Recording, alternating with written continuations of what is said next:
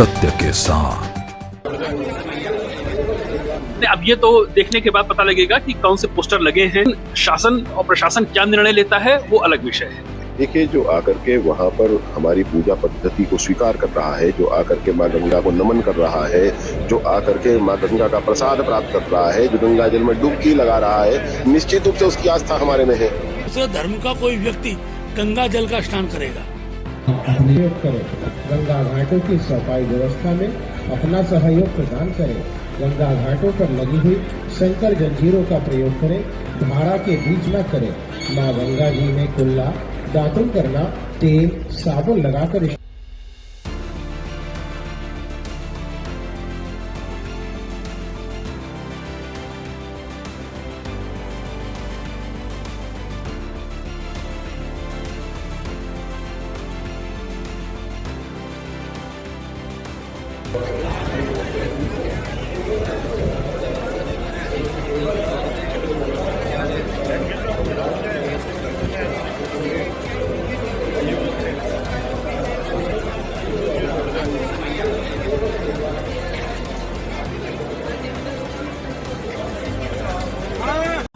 हिंदुओं का आने पे नो एंट्री है, वो पोस्टर लगा दिए गए हैं।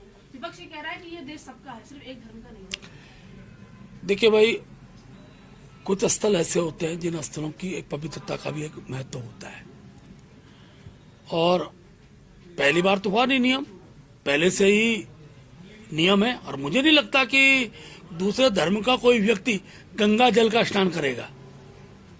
इसको इशू बनाकर कांग्रेस केवल तुष्टिकरण की राजनीति कर रही है, और अगर वहां के धर्माचार्य गंगा सभा ये अपेक्षा करती है तो बिना कहे भी ये अपना प्रणीत होता है, क्योंकि मक्का मदीना जैसे स्थान पर कोई हिंदू तो जा नहीं सकता, प्रवेश वर्जित है। लेकिन अच्छा लगे अगर कोई मुस्लिम ये कहे कि मैं गंगा स्नान करके पवित्र होकर सनातन में आना चाहता हूं, तो फिर तो किसी को विरोध नहीं करना चाहिए। लेकिन एक विषय बनता है तो विषय का ध्यान रखना चाहिए।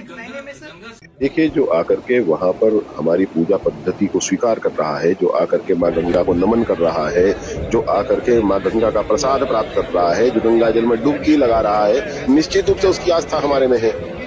उसी को ध्यान में रखते हुए सभी लोग हमारे आ रहे हैं, और जिसकी आस्था हमारे धर्म में है, हमारी गंगा में है, हमारे देवताओं में है, तो निश्चित रूप से उसको हिंदू, मैं मानता हूं कि वह हिंदू के बराबर ही है। हिंदू का उद्देश्य, जिसकी हिंदू धर्म में आस्था ना हो, जो हिंदू धर्म को ना मानता हो, वही अहिंदू।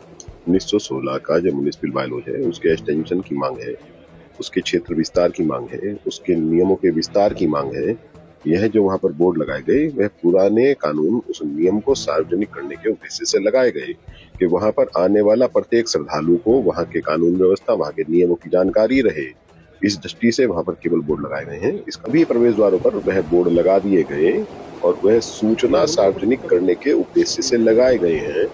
तो मुझे लगता है कि उस क्षेत्र में प्रवेश करने से पहले यह सूचना प्राप्त करना, प्रत्येक नागरिक को देना, यह हमारी जिम्मेदारी थी, उसका निर्वहन हमने किया। अब ये तो देखने के बाद पता लगेगा कि कौन से पोस्टर लगे हैं, म्युनिसिपल एक्ट क्या कहता है, गंगा सभा का क्या वर्जन है। इन चीजों के मैं बहुत अवेयर नहीं हूँ, और देखने के बाद इस पर कोई टिप्पणी कर सकूं। क्षेत्र की बात की है सर उन्होंने, कि कुंभ क्षेत्र को देखिए, उन्होंने कहा है, किसने क्या डिमांड की है वो एक अलग विषय है, लेकिन शासन और प्रशासन क्या निर्णय लेता है वो अलग विषय है। तो दोनों को एक साथ मिला के नहीं देखा जा सकता। लेकिन उनकी मांग कितनी जायज है सर? नहीं, इस पर मैं कोई टिप्पणी नहीं करूँगा।